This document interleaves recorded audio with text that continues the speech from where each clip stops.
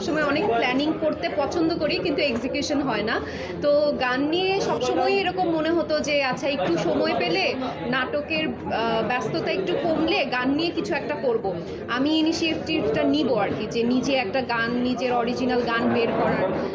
কিন্তু কখনোই সময় হয়ে ওঠে না। এই করে করে অনেক বছর কেটে গেছে। আর এরপরে তো যখন আমি নিজের নাটকে একটা নিজের মৌলিক গান গেলাম, ইত্যাদিতে একটা গান গেলাম, তখন একটু অল্প স্বল্প মানুষজন জেনেছে যে আমি একটু হয়তো টুকটাক মানে গান গেতে পারি, যেহেতু প্রফেশনে যে ছোটোবেলা থেকে শিখেছি ছায়ানটে, কচিকাঁচার মেলায়।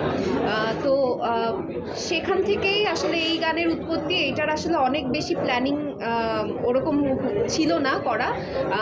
গানটা কবির বকুল ভাইয়া রেডি করে, সে লেখে এবং সুর রেডি করে, এবং আমার সঙ্গে যে রাফি ভাইয়া আজকে সিঙ্গার, সেও কিন্তু এটা থাকবে সেটা অলরেডি ফিক্সড ছিল।